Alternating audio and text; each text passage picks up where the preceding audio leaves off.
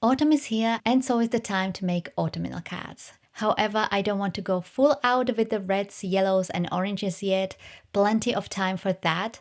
For this card, as you can see in the photos, I'm going to paint a forest with simple fir trees.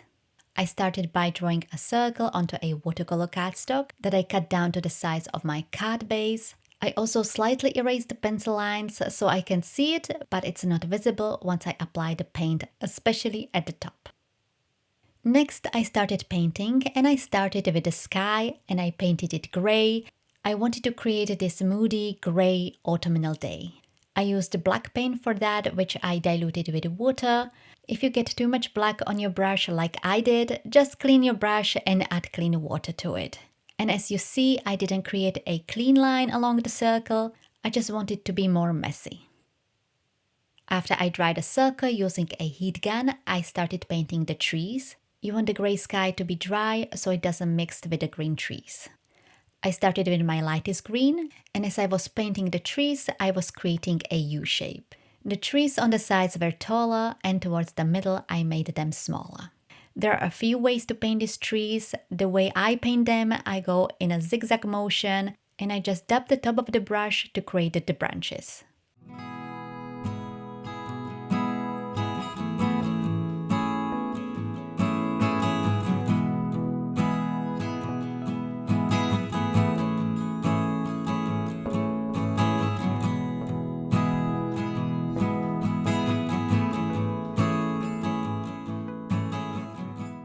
After I finished the first row of the trees, I dipped my brush in clean water and I applied it below the trees to spread the green color below them. So there is no white space, and this is also something I really like. And also I did this for every row of the trees. For the second row, I used a mix of mid shade and dark shade of green, and I did the same as I did on the first row. If you do not have multiple shades of green, you can mix a little bit of brown with the green. You will see me do this for the last row. You can also add a little bit of black for the last row, or paint the last row with brown or black. Actually, you don't have to use green at all. You can use purple, blue, which I think would look great on Christmas cards or winter cards. You can use red, yellows and oranges if you want those autumnal colors. So there are plenty of options when it comes to colors. For the third row, as I mentioned, I not only use the green, or more specifically a dark green, I also use brown, and I also added the brown to the bottom part below the trees. And just like I did at the top, at the bottom I wasn't sticking to the line of the circle. I wanted to be more messy. However, you can make it more clean if you want. There are no rules.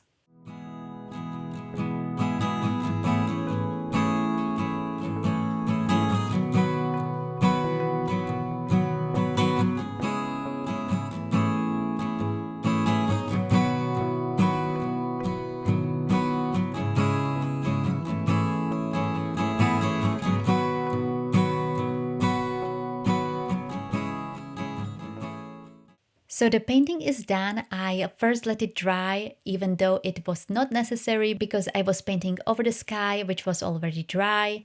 I just painted in 3 birds using the black paint, simple 2 curves line joined together. One more thing I did, this is completely optional, it's just something I like to do. I painted the edges of my watercolor panel to give it some kind of a border. Other thing that is also optional is the greeting. You can leave the card without any greeting, just place the circle in the middle of the cardstock so it's more even.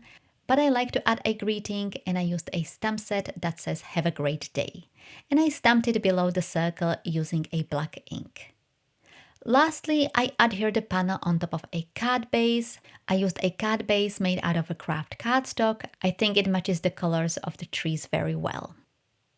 So the card is finished. I absolutely love it. Here you can see it in a little bit of close-up, and I hope you will try painting something like this yourself. It is truly very simple. If you would like to see more inspirations with landscapes, just click on the playlist that is on the top, and for more inspirations with autumnal cards, check out the playlist at the bottom. That is all for today. Thank you all so much for watching, and I will see you in my next video.